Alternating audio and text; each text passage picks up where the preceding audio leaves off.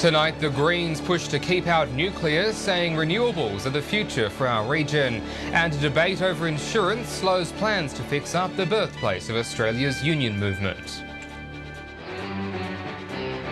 This is Southern Cross News with Tim Hatfield. Good evening, but first tonight, fire danger season has officially begun right across 12 districts of the state. 2 fires were sparked on the weekend on the outskirts of Port Pirie already, and now the CFS says it's time to be bushfire prepared. 3 days into the fire danger season and the Mid-North is on high alert. Region 4's commander saying the district has an above average risk this season due to the wet weather. We have significant vegetation across the Mid-North and Flinders areas, so therefore we have an above average fire risk. The CFS says the move was made in the best interests of everyone involved. They say consultation was conducted with various bodies, including the Weather Bureau, Department of Defence and the Bushfire Coordination Agency. And the CFS also says the changes will affect some residents living in the area. They're being advised to visit the CFS website to find out if they have been affected. Tim? Thanks, John. With the Nuclear Fuel Cycle Royal Commission in full swing, there are concerns that the state's north could be used as a site for either waste storage or energy generation. Greens Senator Robert Sims is calling on the state and federal environment ministers to rule out using South Australia for any nuclear activities. For years, the debate over the nuclear industry has been divisive, especially in the north of South Australia. There are several renewable energy projects that could soon be up and running in Port Augusta. Solar Reserve's Power Tower and DP Energy's wind and solar farm, to name just 2. Senator Sims argues that rather than going down the nuclear path, the region should instead be the state and indeed the nation's leader in clean technology. I think there is an opportunity for the regions to really be leading the state and the nation with that kind of new technology, and certainly that's something that I'm really keen to push at a national level. Patrick Murrell, Southern Cross News. The fight for $20,000 of council money to fix the roof of the Trades Hall in Broken Hill has taken a hit after it was revealed the building has been uninsured for years. The Trades Hall Trust, which owns the iconic building, says damage caused by a storm 10 years ago sent insurance premiums out of reach of the trust. But City Council says the fact the building is not insured is a key reason why they're demanding the trust match its offer for $20,000 of funding dollar for dollar. The Trades Hall is widely considered one of the most prestigious buildings in Broken Hill and is known as the birthplace of the union movement in Australia. Well, stay with us. Still to come in tonight's local news. Strike Up the Band. Port Lincoln City Band moves into its new home. The details next. Welcome back. A man and a teenage boy have been arrested by Whyalla police as part of an operation targeting break-ins.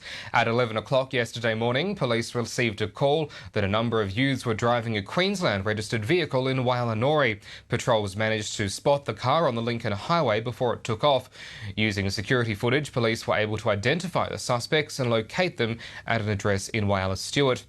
Police also found a number of items that were reported stolen from a Whyalla Playford house on the 31st of October. A 16-year-old boy was arrested and charged with numerous offences and appeared in the Port Augusta Youth Court today. A 23-year-old from Whyalla was also charged with several theft offences and was bailed to appear in the Port Augusta Magistrates Court in December. Police from Port Augusta and Hawker were called out to the cricket club at Corn after a party got out of hand over the weekend. Police received the call around 2:30 in the morning after a disturbance was reported at the 21st birthday party. A man at the party suffered minor injuries, allegedly as the result of a fall. Officers dispersed partygoers without incident, and at this stage no property damage has been recorded. Well, stay with us. When we return after the break, horsing around, a different kind of equestrian action takes centre stage today. The details next. Welcome back. A former Whyalla man is encouraging locals to think big when it comes to developing new industry in the city. Anthony Kittle says it takes just one idea to make a successful business, and it's all part of a process that involves taking a risk. When Anthony Kittle bought electronics group Red Arc, it employed just 7 people. Now he manages a staff of over 120. Eyes of the nation on Flemington today. Riding for the Disabled in South Australia in Port Pirie has been busy raising funds through a new charity venture. And although race day is over, the organisation rides on, so it's not too late to donate.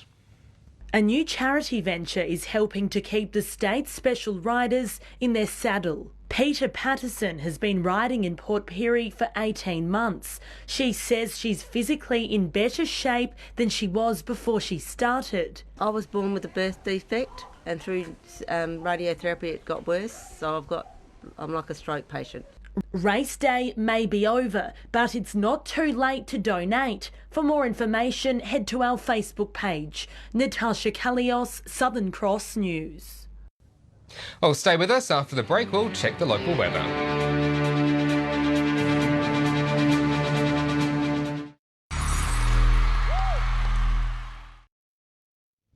Welcome back. Turning to the weather now. Stormy about the place today, but still pretty warm. 31 for Port Augusta with 29 in Whyalla and Port Pirie, 24 in Port Lincoln, showers and 22 in Broken Hill today.